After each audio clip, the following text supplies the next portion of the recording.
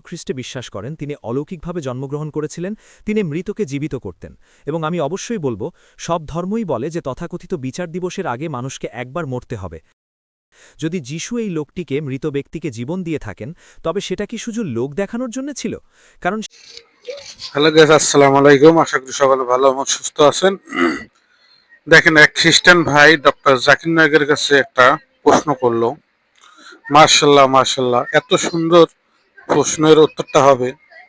আসলে আমি মুসলিম হিসেবে গর্বিত যে মুসলিম উম্মার মধ্যে আল্লাহর নিয়ামত একটা পেয়েছি। এটা আল্লাহর কাছে শুকরিয়া আদায় করলাম, আলহামদুলিল্লাহ।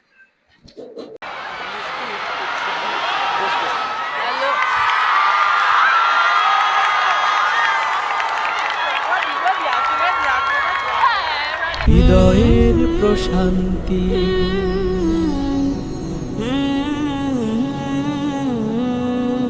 আমি ট্যাং মোসেস, কেইন ইউএসটির একজন ইঞ্জিনিয়ারিং ছাত্র। আপনারা যে কাজ করছেন তার জন্য আমি আপনাকে অনেক ধন্যবাদ জানাচ্ছি এবং আপনার মিশনের জন্য শুভকামনা জানাচ্ছি। অনুগ্রহ করে শুনুন, আপনার লেকচারে আপনি উল্লেখ করেছেন যে আপনি যীশু খ্রিস্টে বিশ্বাস করেন, তিনি অলৌকিকভাবে জন্মগ্রহণ করেছিলেন, তিনি মৃতকে জীবিত করতেন। এবং আমি অবশ্যই বলবো, সব ধর্মই বলে যে তথাকথিত বিচার দিবসের আগে মানুষকে একবার মরতে হবে। যদি যিশু এই লোকটিকে, মৃত ব্যক্তিকে জীবন দিয়ে থাকেন, তবে সেটা কি শুধু লোক দেখানোর জন্য ছিল? কারণ সেই লোকটি তো এখন আর বেঁচে নেই।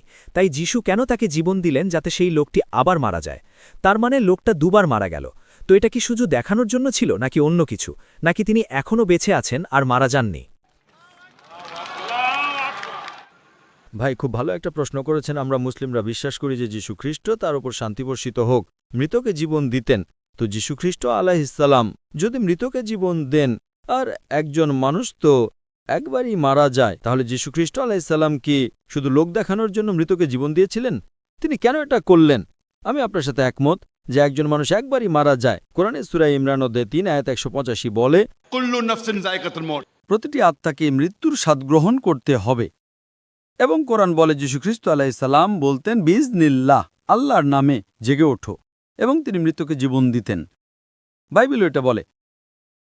কিন্তু ঈশ্বর দত্ত সকল নবী, শুরু থেকে নবী মুহাম্মদ সাল্লাল্লাহু আলাইহি ওয়াসাল্লাম পর্যন্ত যত অলৌকিক কাজ বা মজেজা দেখিয়েছেন, সেগুলো সব সর্বশক্তিমান ঈশ্বরের দ্বারা করা হয়েছিল।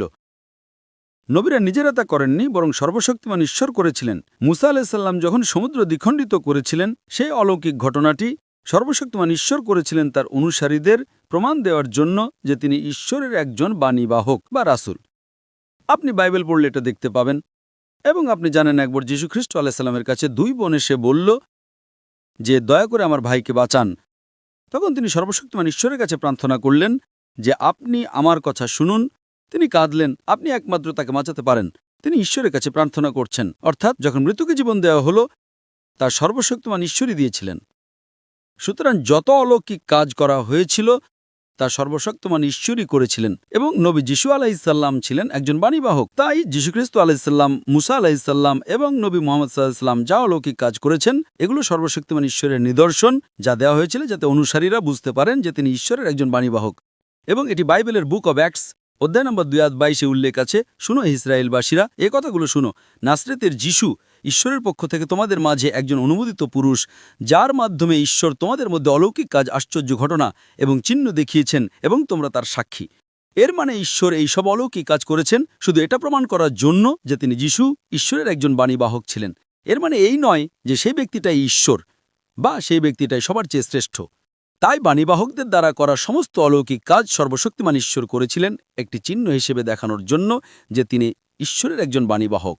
আশা করি উত্তরটা পেয়েছেন ভাই। তার মানে সেই লোকটি দুবার মারা গিয়েছিল। সেই লোকটি দুবার মারা গিয়েছিল। মিরাকেল বা অলৌকিক ঘটনা মানেই হলো নিয়মের ব্যতিক্রম। এবং যিশু বাইবেলে ঈশ্বরের কাছে কিছু চেয়েছিলেন যেটা ঈশ্বর করেননি। দুঃখিত, যিশুকে ক্রুশবিদ্ধ করার আগের রাতে বাইবেলে আছে যিশু বাগানে গিয়েছিলেন এবং প্রার্থনা করেছিলেন যাতে পরিস্থিতি পরিবর্তন করতে পারেন। বাইবেল বলে যে তিনি ক্রুশেও ঘামছিলেন। আপনি দেখতে পারেন যে তিনি ইচ্ছুক ছিলেন না, কিন্তু ঈশ্বর যিশুর জন্য সেই সময় সেটা করলেন না। তাই আমি এমনটা মনে করি না যে যিশু বলবেন, ও মৃত্যু থেকে বেরিয়ে এসো, আর ঈশ্বর তক্ষুনি সেটা করে দিলেন। কিন্তু যিশু বাগানে গিয়ে প্রার্থনা করলেন, ঈশ্বর করলেন না।